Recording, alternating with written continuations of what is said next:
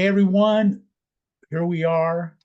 It's July 3rd, 2024, the day before Independence Day here in the good old US of A. Hope you're having a fine week so far. It's basically Friday for me because I'm not working tomorrow. I don't know about y'all, but we're going to be closed tomorrow. And I was telling the guys here before we started, I almost forgot about this meeting tonight, which is weird now. I'm just like chilling on the couch. I'm like, oh yeah, I'm done. Then my phone reminded me. I was like, oh man, yeah, I better show up for that. People might be disappointed if I didn't show up. So good to see you. I'm, thinking it might be a kind of a smaller group. A lot of times when we're this close to a holiday, we just kind of call it off, but I didn't think of it. So I'm here, you're here. Let's have a call. Let's talk about shower doors, man. Hey, if you are just following along on the Facebook group there, you can just click on the link in the description and come into the Zoom call if you'd like.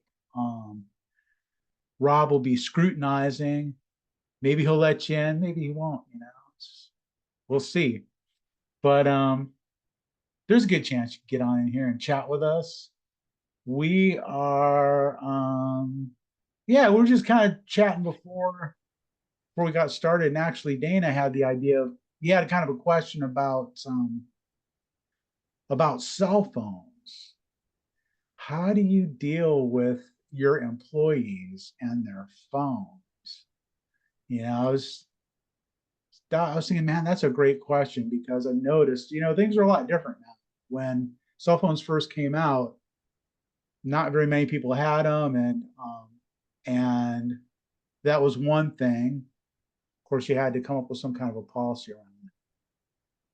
Nowadays, everyone's got it, and it's like kind of an extension of their hand. For a lot of people, man, they never set it down. So can you install a shower door while holding a phone? I don't know, man. So how do you deal with that? What are your policies? Who wants to start? Well, can Daniel rephrase his question, I guess, so we can all, anyone that's listening could hear what stirred the conversation? Well, I was just curious how you handle employees that are always on their phone, either texting or receiving calls and personal calls. So then their mind is on this personal issue going on throughout the day and can't really focus as much on their work.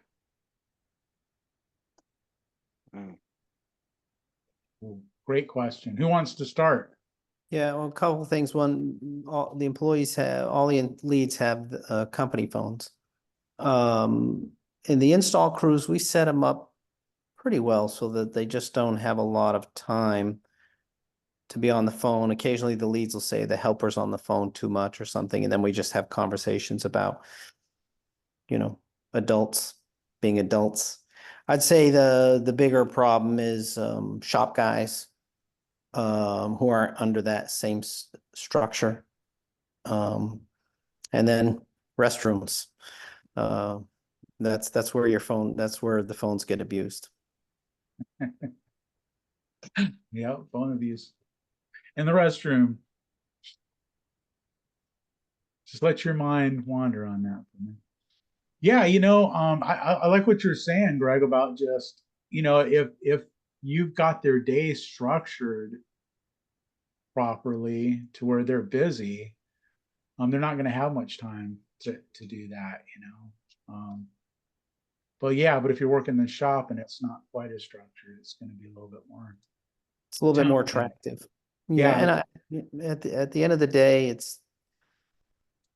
for us, you just integrate it and you just keep it to a minimum, and you don't take the phone away, you don't threaten, you just say, hey guys, we're all grown-ups here. Let's keep working.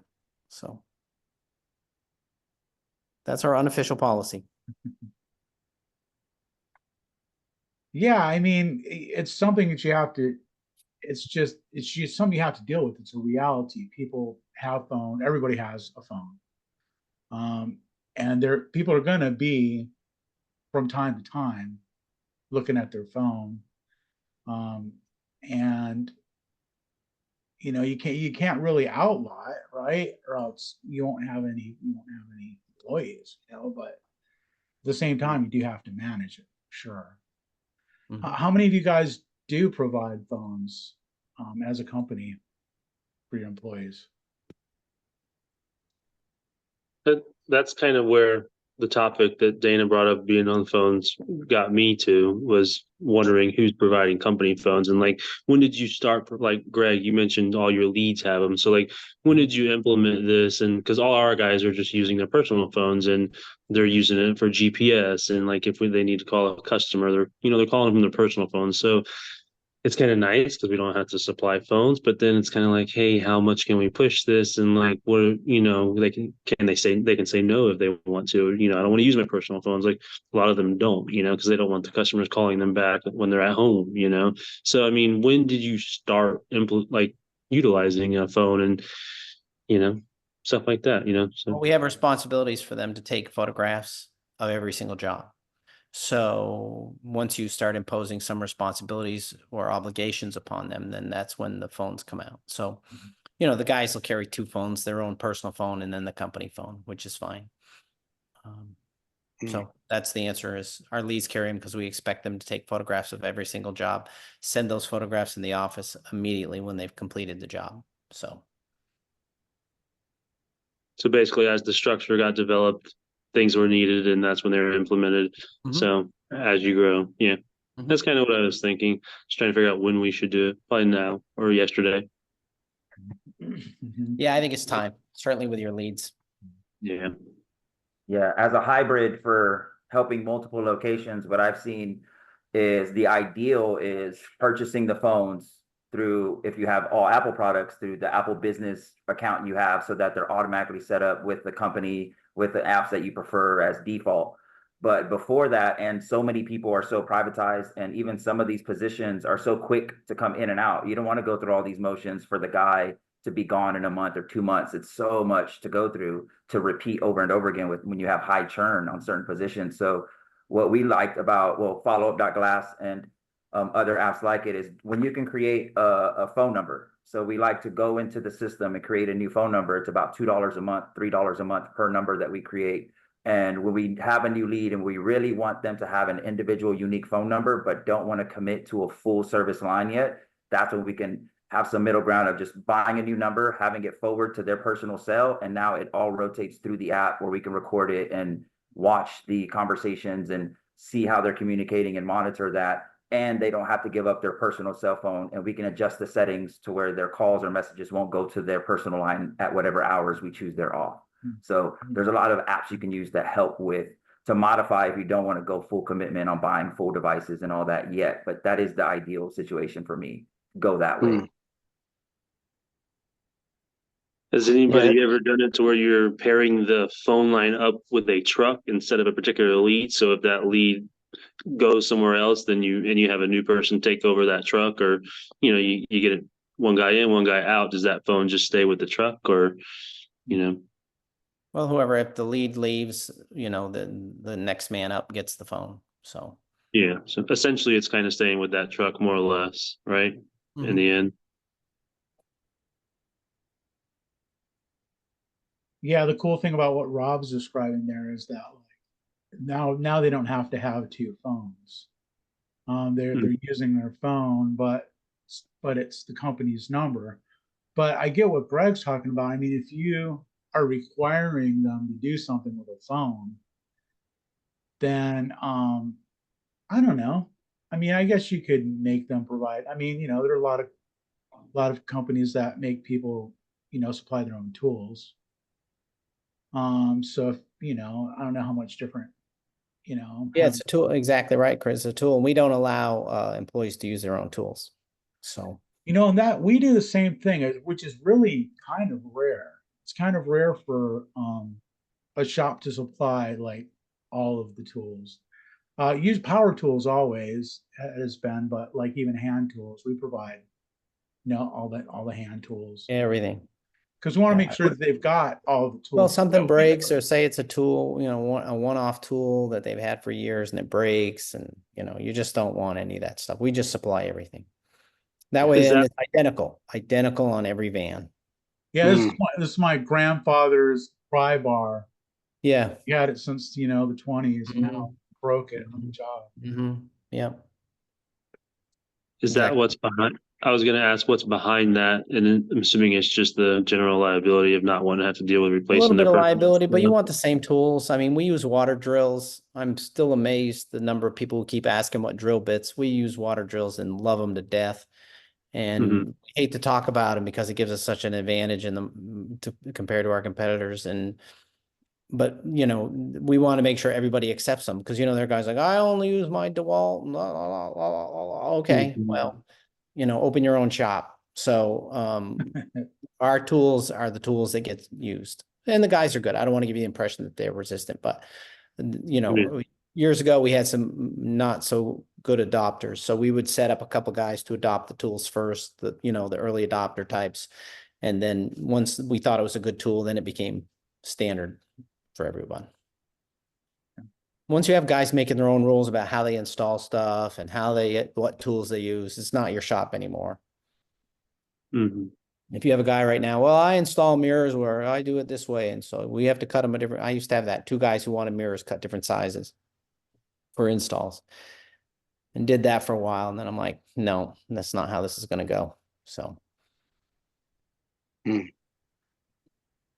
So how do you manage that, getting everybody to do things the same way? I mean, is that tricky, or a strong shop lead. yeah? So, a strong shop lead who's respected. So we have manuals, instructions for how things have to be done, and then we just provide the manual, the training, and everybody's on board. nice. Is there any follow-up with that in the field, like QC and stuff like that? And do you guys hire a full-time QC position, like to go and make sure they're doing it that way once they're off on their own? We have a rule where everybody needs to take pictures of the before and after, and they're incentivized to get reviews. So they get paid for every review they get, and so they have their own incentive, and they do a good job. So, and I think if you pay them top dollar, then they're gonna do top, top information. But as far as the process goes, you know, just like the process to install a shower door, like how do you make sure that's being done the way you want it? Like after you've trained them the way you want them, and they, you know, they're supposedly doing it that way, but out in the field, you're not taking pictures of how you're drilling holes, I wouldn't think. So, you know what I'm saying? Like those little things. Is there any, like, how do you do that? Oh, Like, we always mix leads and helpers. We never leave this. We never, ever have, like, we got 5 crews. I never send Joe and Bill together all the time. Never. Because all you get okay. is the Joe and Bill show. Okay. And I don't have guys that work for me named Joe and Bill, All but right. protecting the names. But maybe Chris and Robert. we rotate leads and helpers all the time, so that it's about the company, not about. In the past, obviously we didn't do that. So you'd have one team, oh, we're the best, and this other team, they're a joke, they're not as good. You know, you get all this us against them resentment type stuff. So, and the other thing is a strong shop lead, you know, a guy who's there available to answer the phone when there's an issue. You know, I'm at a job and I cut my channel, but it doesn't seem to be right. I just help me walk through this. So a guy who commands the respect of the installers, and also says, this is how we're going to do it. You know, it's not that hard once you get the key guy in place. Yeah, I think there's a lot of the wisdom in that, mixing up your teams and not leaving the same 2 people together all the time, because those 2 guys end up, you know, they can end up being like, one guy's like, well, we'll just do it this way, and the other guy's, well, I don't know. I mean, I know it's not how we're supposed to do it, but I got to work with this guy every day. That's real. Right. And it's like, so what am I going to do? Am I going to fight with this guy every day, or am I just going to, you know, go along with his program? Now, pretty soon you got 5 crews doing things 5 different ways. Whereas if you're switching them up, there's a little bit more incentive for them to follow protocol, Mhm. because it's like, well, I may not be working with you tomorrow, and is this guy going to, going to go along, or, I don't know. I think there's a lot of this. I think there is big time, even if you really like a power team and they can do like 5 in a day compared to 2 other people that do 3. What I've really noticed personally is we had a process that we really wanted to implement for a year or 2, and it was about blocking hinges so the doors wouldn't start slipping. And people that, the more experienced guys that know what they're doing and have always done it this way, we had to keep getting callbacks over the year for slipping hinges. And when you keep the same helper, you learn over time that they always knew they weren't doing it the right way, but they were about speed, and they covered each other's backs on this. And when they went back to cover these blocked hinges, they made excuses, or when the third guy went that vouched for them as well, they made up a different reason why they needed to get it adjusted, but now it's good. And I realized when you have rotating teams, you really nip that in the bud, because they don't have that relationship, they don't have that tie. And hopefully you get new members or old members that respect the core values of the company, the process of the company, because that's what you need to override all friendships, all everything. If they can get your core values, this is how we're supposed to do it, let's do it this way. And if that overrides everything, like, y'all are winning. You don't have to go back to 10 jobs a year. You don't have your employees covering for each other. You want them to have each other's back, but not for the bad things, for the right things. And these are the bad things. And when you keep the same guys, you never know if you have some bad behavior that needs to be nipped, because they'll cover for each other to the end. How often do you rotate them, Greg? How often do we what? Do you rotate your teams? Every day. Do you keep like the lead installer, let's say, in charge of the vehicle, and then just the helper gets like switched off, or how do you do it? The lead's responsible for everything, but actually, Elvin, that's a good point. We should, if you say to me, what's a weak spot, I don't delegate enough to my helpers on the prep side. Now, everybody's good about getting the vans ready, getting the hardware ready, that type of thing. I mean, we prep all that for them, but loading the vans and stuff. But if you said to me, where's probably an area I need to strengthen, and that is assigned specific duties for the helper separate from the lead. Gotcha. Yeah, because I think I do see value in, this rotating system. Actually, it's something that I'm going to bring up in our next meeting. But I do feel that maybe the lead installer needs to be in charge of their vehicle, so that way at least we keep all of our vehicles with a full stock for in case there's something wrong, and then have the helpers they have the responsibilities as well. But I do like this system that you have going on. Yeah. And the rotating system wasn't put in because there was something wrong or these guys were bad employees. It's just human nature. Right. It's human nature that when you buddy up with a guy and you're in the truck with him every day, eventually that becomes more important than the bigger picture to them than the what we're talking about, the culture. So, and it works out better. They like it more when you rotate up. So. Right, because you might not be in love with the guy you're like working with, you might want to break from him like 4 days a week. That's usually where our rotation comes into play, is like when they're ready to switch up from each other and they need a break or something. Like they've been working with each other for too many days in a row, and all we have are leads right now. We don't have any helpers. So it's like when we got 2 guys working together, sometimes they need a break, from each other. So especially if you got 2 big personalities, 2 lead guys, they need a break sometimes. So we switch them up. But that's usually how our rotation comes into play. But we actually really need helpers to pair with them. Helpers have been very hard to find. Yeah. So now, Greg, do you assign, so does the lead guy have the same truck every day? Yes. Okay. Yeah. That makes sense. Yeah, but there's standard stocking of the parts and stuff for each vehicle, and it's the same stock for every vehicle. Right. So like truck 12 is that guy's truck or whatever. Yep. Yep. Yeah, that's smart. Another thing that probably you do if you're doing this is, is having a meeting once in a while and just kind of talk about how things are going and what guys are doing. It's like there's always room for improvement, right? I mean, there's always a way to like improve an installation, maybe shave off, a few seconds or improve the quality in some way. And if someone's got an idea like that, you don't want to quelch it just because it's not, the current protocol, right? You want to learn, you want to be able to incorporate them into your process. So it's like, suppose, if you have meetings and give people the opportunity to bring up, oh, hey, yeah, we were on the job. It occurred to us that we could do this. What do you think about that? Just kind of bring it out to the whole team and, ownership and stuff like that, management, whatever, and maybe approve. Yeah, add that into the system. Does that sound about right, Greg? Yeah, I'd say if anything, we probably don't meet enough, and that's my fault. I've always been averse of too many meetings, but there is a downside to not meeting enough, and that is people not feeling that like they're part of something. So, I'm constantly talking to the employees all over the place, but probably, and we do something a little different on interviews. When we interview somebody for the shop, we actually do an interview on the front end with them, and then we actually bring them in and interview them with everybody. So the entire shop floor interviews a prospective guy so that we get buy-in from everybody. And if somebody has a bad feeling or knows them or something, then we flush it out before we hire them.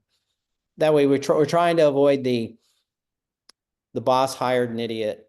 What did the boss, how did the boss think this guy was possibly a good fit for the company? This guy's a moron.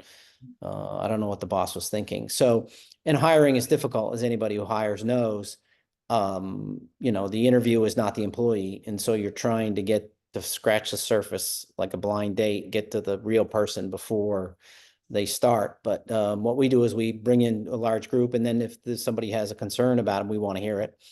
And that way there's more buy-in. If the guy is marginal, we'll get more people pitching in to get him to success. And, sometimes they work out, sometimes they don't. But that's something we do that I think the guys appreciate. So we don't do the, hey, everybody, this is Bill, he starts today. That we don't do that. Wow. I've never heard of that before. That sounds like a pretty good idea, actually. Yeah, it's good. And we had a rule for a while. I probably need to get back to it, where everybody had to ask a question. So we had a list of questions, like, can you read a tape measure? For people who aren't very good at interviewing, can you read a tape measure? Can you drive a stick? Do you have any hand tool experience? Those types of questions. What do you like to do in your free time? So certain questions that would kind of get the candidate, and then that way they get to see all the people in the shop. And then they get to ask the people in the shop questions and the installers what they think of working at Clinton Glass. So that's what we do. It's actually a pretty good, we pre-screen them. So we're not bringing, obviously people that we're not going to hire in front of the crew. But when we get past the first, when we get past the first interview and references, then we bring them in front of the crew. And do you ever like hire guys and give them like a probationary period to see if the information that they provide is actually what they can and cannot do? Yeah, we usually do that with guys who are not working somewhere else. So let's say they got laid off, okay, but they have good references. And the guys aren't sure about them. We'll do a trial. We'll do like a week. Because usually in a week you're going to flush it out. It doesn't have to be 30 days. And then we say at the end of the week, if you want to stay, you can. If you don't, it's okay. But we're going to try it out and see if this is a good fit for both of us. We don't do it if somebody's like leaving another job. Because you're really putting them in a bad spot where they've quit their job and now they've got a week or 30 days probation with you. I mean, have we had people leave the job, come to work for us, and then not work out? Sure, but if we're not sure about you, we don't want to put you in a bind. If we're not sure, we're not going to ask you to give up your livelihood if we're not sure about you. But it's worked out well. We've only in the last 4 years, I think we've lost one guy that we were sad to see go. Does that make sense? It's a good guy. We still talk to him all the time. We've lost probably 2 or 3 in the last 3 years that were not a good fit. So we got a pretty good record of hanging on to people. And we got 20, 24, 25 total, somewhere around there. Nice. Yeah, I mean, like someone said earlier, I mean, you have to pay them enough. I mean, I think that's a big factor. It's like if they're not getting paid enough, then it's really hard to make them value being there. You know, if they don't feel valued themselves. Yeah, I always say if you got somebody, you're like, yeah, we train them and then they quit. Yeah, That's not the problem. That's not the problem. yeah, That's not the problem. yep. Good chance of it. But it's hard. You got to manage crews. You got to raise cash. You got to do all that stuff. Right.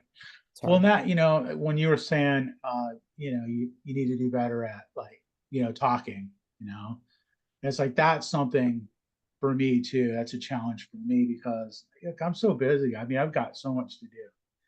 And I'm lucky because I got a couple of guys who come in, they get here and they go to work.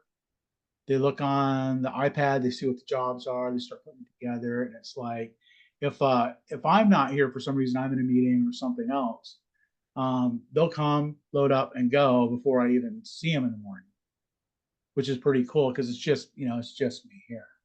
So so it's challenging having those conversations, those kind of just chats, you know, like, hey, how's your weekend? What's going on? You know, what's new? What are you doing for fun? Addressing issues. Hey, you know, this is something we need to keep an eye on. Looks like we need to, you know, clean up this a little bit or whatever. And you really have to make time to do that, especially when it feels like you don't need to. When it feels like, oh, these guys are really self-directed, you know, they really don't need my constant input. But even though they're like that, just human beings do. You know, they need that interaction. They need to know that, you know, whatever. You know, you notice them, you're paying attention, that you're interested, and that they're not. It's not their shop, right? Well, you want to be, you know, it's easy to justify not meeting with them or talking with them, like you said, because our philosophy is it's a business of grown-ups. Right. And if you need to be watched, if you need to be looked over, if you need to be monitored, if you need somebody, the way you work is if you need somebody looking over your shoulder all day, this is not the place for you. This is not the place for you. So that's the philosophy. And but the downside of that is that could lead to a lack of communication if you're assuming that people don't need that communication. They do. So that's something I need to work on this year for sure. But you know, on the whole, it's pretty good. Yeah. Got a great crew. That's awesome. Yeah, nobody, you know, is hitting everyone out of the park. I mean, there's always room.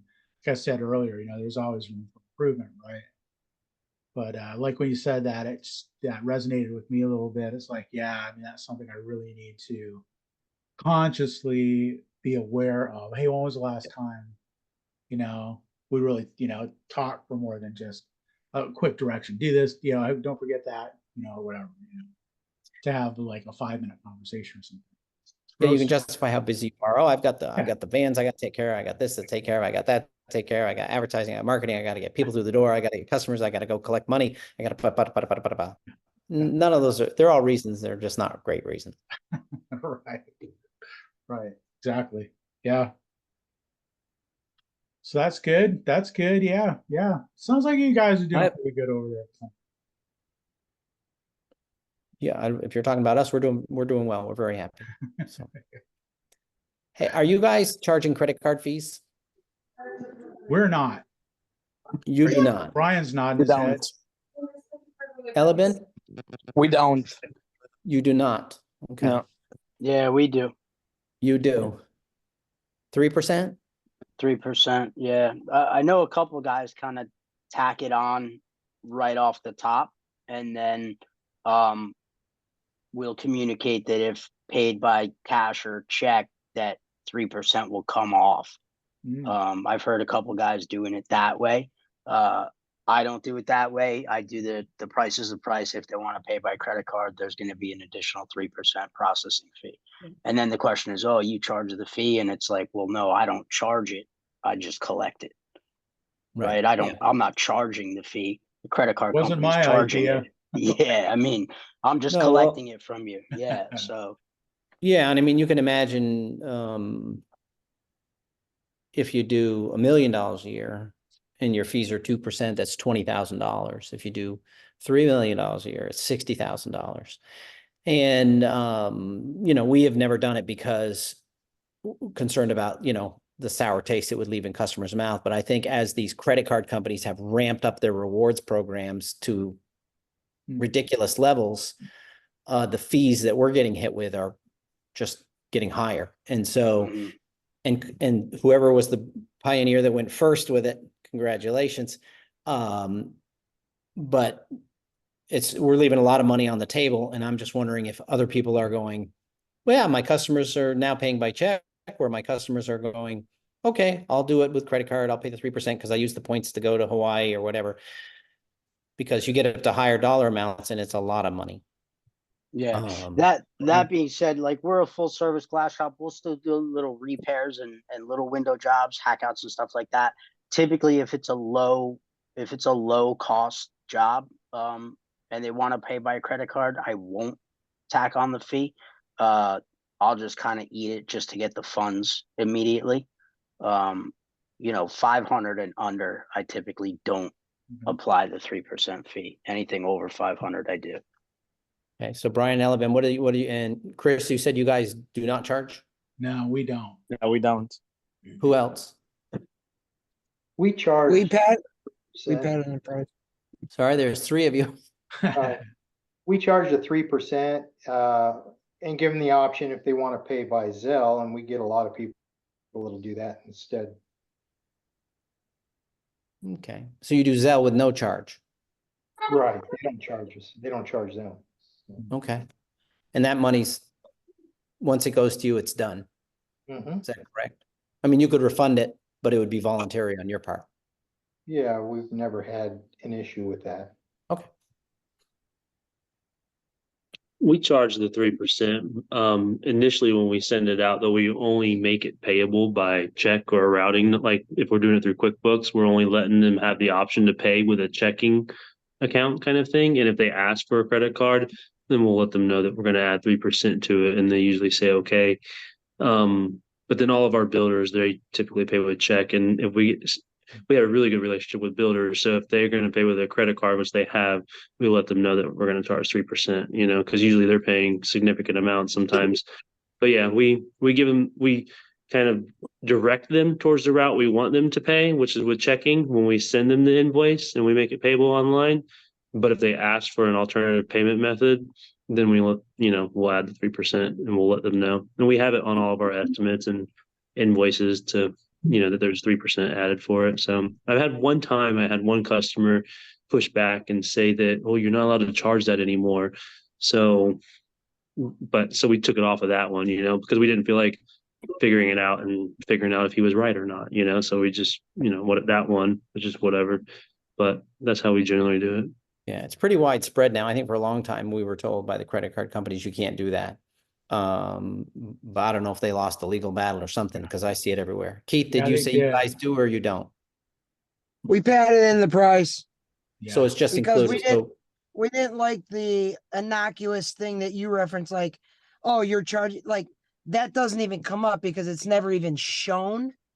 And the other thing we noticed as the company got larger, and you're at a tipping point where you don't have like full-time bookkeepers or CFOs or accounts receivable people. So we're doing like all the jobs, like pretty much everybody on here is doing. Right. And we found that we said, if you're going to do by credit card, they would sign it. But where they signed it, there was language in there saying, I'm authorizing this, and I'm also authorizing you to put the balance on completion. And what we saw was our receivables like fell off there was none. Right. And so we weren't having to wait, 60 days from the builder, 45 days, 90 days from the builder. It really helped. I mean, we still get a lot of checks, but the credit card thing, I feel like it helped just because we weren't having to chase shit. Yeah, we do that too, Keith.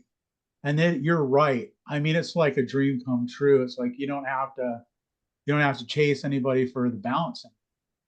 It probably seems like it's more, but I back in my earlier days before I learned empathy and all this other stuff, I can't tell you how worked up I'd be calling people that, were 45 days past the agreement we made. People have long been using showers. I've even done some repairs or a new sweep. And it's like the amount of time that I wasted calling those people and the stress I put on myself. I wanted to kill some of these people. That disappeared when the credit card came on. It literally disappeared, and I can't put a value on that. So I'm for with me, you. I love it. Every time, from the time that we started accepting credit cards, and we never charge a fee, our company just grew exponentially, and we don't have that. Many times the customer, we have them sign a form that we are able to collect the balance upon installation, and we just charge it. Yeah. Greg, how about this one? I had a guy the other day that came in. He's got to own a restaurant or something. He came in with literally, it was a $10,000 job. He came in with like 8,500, thinking we're in the Wild Wild West. I says, let me tell you, sir, how times have changed. Do you know how inconvenient and risque it is for me to, first of all, I don't even want to touch that pile of money because fucking filthy, number one. Two, I now have to go to a bank and watch my 90-year-old bank teller count this out. And I'm going to charge you 5% more if I have to take the cash. He's thinking I'm just going to pocket it and not put it on the books. But I'm like, that don't happen anymore, dude. We don't do that. No. There's not even any sense in doing that anymore. I charge more to process cash. Yeah. That is hilarious. No, I won't go that far, Keith. I'll take that dirty money. It goes in the bank and it counts, but I don't refuse it. Yeah, it seems like if you just added 2% to all of your invoices, just kind of figure that into your formula. Even if you're paying 3%, right? Because at least a third of your sales are going to be checks anyway. That's going to cover that. And the convenience of using credit cards, even as the merchant is great. It's so much less work dealing with credit cards. And guys would lose checks, and then it's got to get processed, or they forgot to sign it. You got to bring it back. Yep. Hey, the money's going to be good. I just got to post-date the check. Hold the check. Yeah, it's just that all disappeared. Yeah. And like Ellie Ben was saying too, it's like your sales, it increases your sales. People like using credit cards. I know, but the charges are adding up. And I have some other friends that own a business, not glass, and they just put in a 3% charge, and they said no difference except more people pay with checks, and they're collecting additional revenue. So, I think that's probably true. I think like the vast majority of people totally understand that you want to cover that charge, right? And it's like there's going to be that one person in 20 or 50 or whatever is going to get pissed off at you because you're charging the extra 3% to use a card. Well, Keith's philosophy is it's already in there, which I get. And I get that. and trying to have two systems of cash and I get that. So for the time being, we're going to hold tight with our no charge for credit cards. But it is interesting, we're split here, that there are 2 or 3 that do charge, and then Albin and Keith do not. And Chris, you do not, but Brian, you do charge above 500. So it's interesting. Yeah, it is.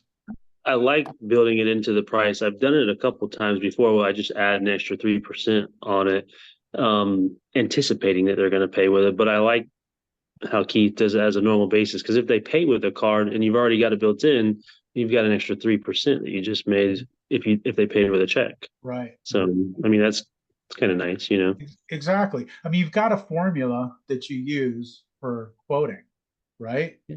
I mean, everybody does. I mean, you're not just guessing and hope or picking a number out of the air. You've got a formula. So you add in that, 3%. But like I said, I mean, even if it was 2%, it would probably end up covering all of your costs, because you are going to get some checks.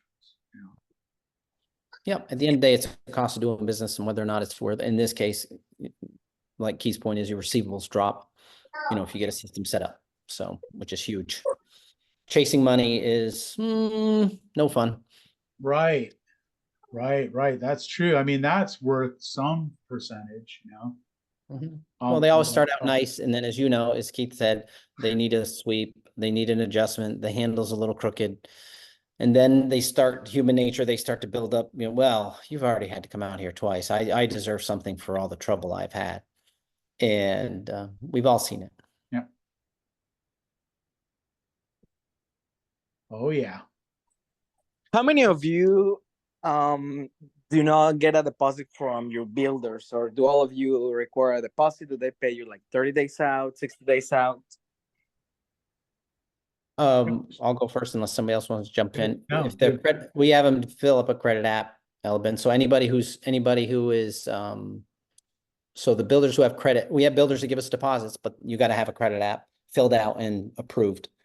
And that's, my wife does that. And then if it's approved, then then it's either due on installation, or if you build up enough time and history with us, then 30 days. And for the most part, once you get approval on the credits, they're pretty good. We don't give credit to new builders, if that's the question. What about everybody else? If it's a new builder, somebody we've never dealt with before, we'll get a deposit on the first job we do for them, and then we want to collect after we're done. And then after that initial job, then we will set some terms with them. But we will also, as we're doing that first job, kind of do some digging. I've mentioned it before. We use a company called CDI. We kind of check their payment history and stuff like that. And if we think that all that looks good, then we'll give them some terms, whether it's 15, 30 days. We try not to go past 30. We'll set some terms with them. We're honestly we don't really like call them up and say, hey, this is going to be our terms. We kind of like put it on our estimates and stuff. We should have a real discussion with them. And if we see that their payment history is terrible, then we just don't set terms with them, and they're deposit only. And that's kind of how we handle them. But once they get past the first job, then we set terms with them. If it's some of our stuff, like our custom closets, our vendor requires a deposit. So we require a deposit, so we have to require a deposit on all that stuff, even for new construction. But then from there, depending on the scope of the job, if it's a $15,000 job, some of our builders will ask for a deposit. So some of them. Yeah, because it's not just time, it's dollars. You can't give, you get all excited about a new builder account and he's got a $20,000 order. Yeah, no. And then boom, he's current. Yeah. Am I going to collect this? So the initial one, we want a deposit. If you want us to do your work, show us that you're good for your money, and then we'll go from there, Yeah. I think we found credit apps work very well, because anybody with good credit doesn't care. They'll fill out the credit app. So, and they've got good credit. So. You got a little footnote. Oh, sorry. No, go ahead. Just one little kind of like footnote on the receivables. One thing that was very noticeable from the 2008 recession, in which we went through, and a lot of other people did here too, is let's say, just for round numbers to make this more digestible, let's say we had 30 builders that we were doing work for. If we looked at the bottom 10 as far as how they pay and their receivables, it was a good measure when people are starting to contemplate how the economy is going. It's, there's a lot of things, a lot of factors that come into play when you start judging, is it good, is it bad, are we doing bad at sales, etc. But one of the ways is to look at the receivables, and what you start to realize is the shittier builders that don't, typically the cheaper ones aren't financially responsible, they go from their 30 to 45 to 60. And it's not just one, it'll usually be like everybody that's operating business the same way as that individual. And that, when we went back and looked at the books, that's exactly what was happening. So it's something that like we're watching right now, actually, with the receivables. Like, I hope nobody has receivables, but if you end up having, a lot of customers and you do have receivables or terms, one of the things to be aware of is the aging of them on a certain group of them. That was another thing that came out of that AI stuff I told you when we were putting in all those takeoffs. That was like something it spit out, and it was a cluster. And that was, I don't know. I just thought that was a good thing to look at. I hope it's nothing that everybody has to worry about, but it's, Well, you want to catch it early is what yeah, what you're just saying. like anything else. Absolutely. Yeah, Absolutely. a builder who's paying 15 days and all of a sudden it's 20, then 25. That But the key is not only if he's doing that, it's the other people that are operating. You know, there's a lot of builders that you guys know that they run their business off their dashboard. They have one of those big checkbooks and they'll write you a check on the job and they kind of just pay as they go. You know, Rob, Peter, PayPal, I keep going. Yep. That whole group of them, when it starts happening to one, it's usually all of them. Right. If the economy's going in that direction. Right, because they don't have the next house. Yeah. Well, let me share something, because I think this is something that could really benefit all of you guys and the industry. So we started an experiment, okay? And this experiment was that we were going to be charging progressive payments once like 50% when we place the order, 40% when the materials are to be delivered, and 10% after installation. And I would say that that's one of the best decisions that we ever made, because many times we're getting paid 90% upfront on, projects, $100,000, $200,000 projects. And that has helped us tremendously, cash flowing, growing the company and doing all of these things. And, these builders, there's other trades out there that they require even payment in full upfront, or they do this type of payment. So if enough people in the glass industry do not allow this to happen, these builders are going to be forced to pay, because there's other trades out there that do require payment upfront or in these increments. And I would say that's one of the best decisions that we ever made, because they do pay. And we get almost, I would say in the past 2 years, probably had like 1 or 2 customers that did not pay. Nice. You're kind of like doing projects. You're kind of doing the opposite of giving terms.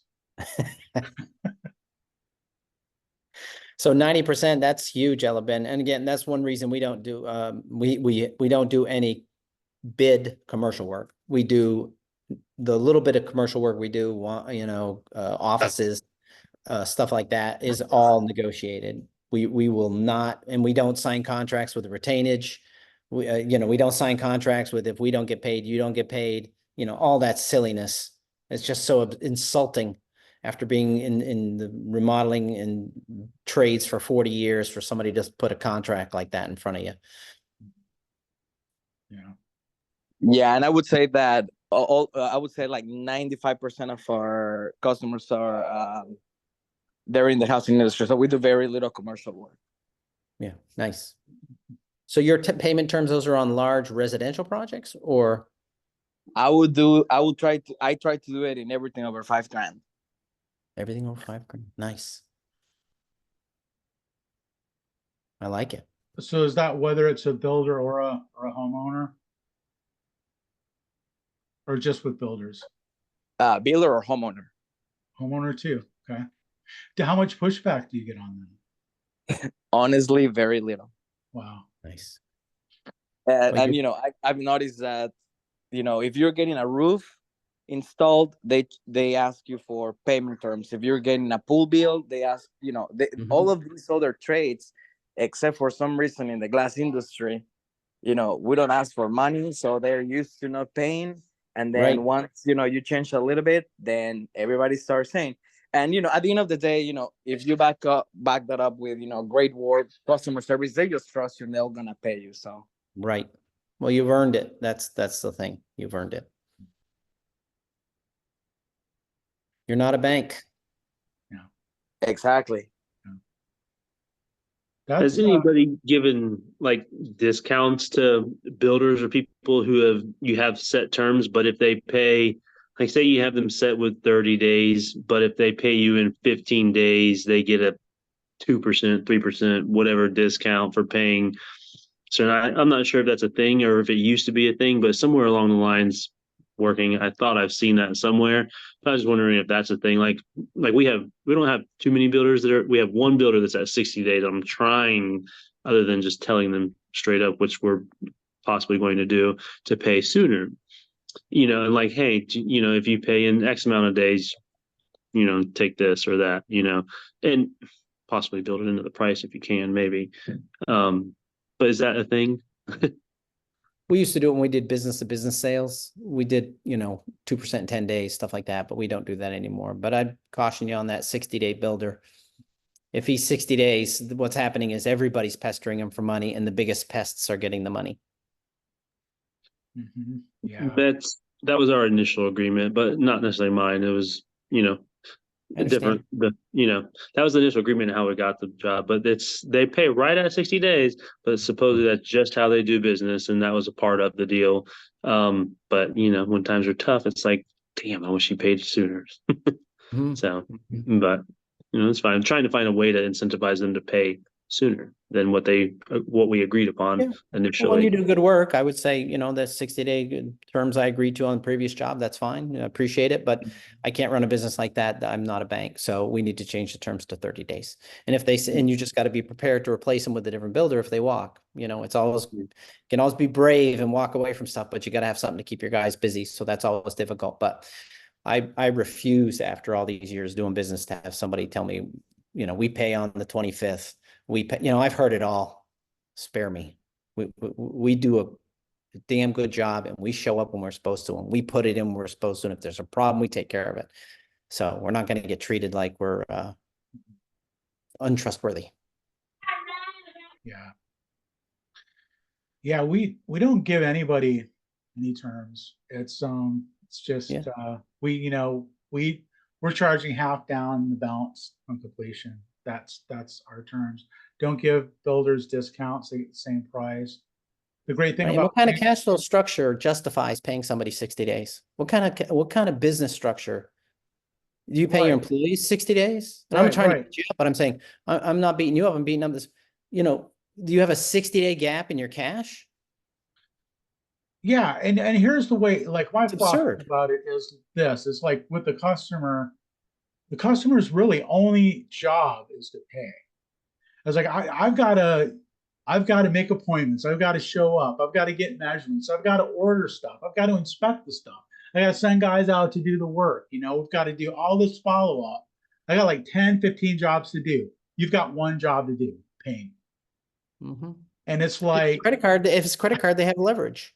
But if it's a builder that doesn't pay you, your leverage is liens on properties, which is this is not a good business relationship. So I hate to beat you up, but I'm just telling you, 60 days is insulting. 60 days, you don't deserve that type of treatment. If they can't pay their bills in 30 days, 15 days, please. Yeah, you can renegotiate. That's why renegotiate or go that find word out exists for a reason, Hey, we've done this way a long time, it's like, I appreciate that. If you want to run your business with 60-day cash, I'm not the right fit for you. That sounds like you have a trust issue. You need to do business with, if you don't trust me, you need to find somebody to do business with that you trust. Because I'm obviously not that guy. And you never know. You might bring it up with the guy and he'll be like, yeah, I totally understand that. It's like, I need it in half the time. It's like, okay. A lot of times that's how those things go. And if not, it's like this guy's gotten to do that for a long time. He's not wanting to make a change. Maybe he's not, a good relationship. Who knows? Yep. You get burned enough times. Another great thing about not giving contractors a discount is that when a homeowner asks me for a discount, I can tell them, hey, I'm giving you contractor price. And I'm telling the truth. I'm giving you the pricing that I give contractors. Exactly. I can't go any lower than that. Yeah. Nice. Yeah. It's good. I've got, I've got a couple bigger builders who, so here's the other thing. When I get an invoice from anybody, I look at the invoice and I see what the terms are on the invoice, right? It'll say, you know, net 10, net 30, net 15, whatever it is, or due on receipt, whatever. So when I send out an invoice, it's got terms on it. It's like payable on receipt, you know? And so when someone's not paying me when the job's done, I feel like, hey, that's a violation of our agreement. I mean, our agreement is that you pay me right away. Now, they don't pay me for a day or two, you know, it's no big deal. But if it starts to get out, you know, a couple of weeks or something, it's like, hey, man, you know, what are your terms? You didn't, I mean, first of all, you never even asked me, right? When I sent you the invoice and it said it was due on receipt, you didn't say, hey, I need, you know, 15 days. Because we could have negotiated, maybe we could have negotiated something, maybe, you know. But it's funny, I've never had anybody do that. Ask for terms.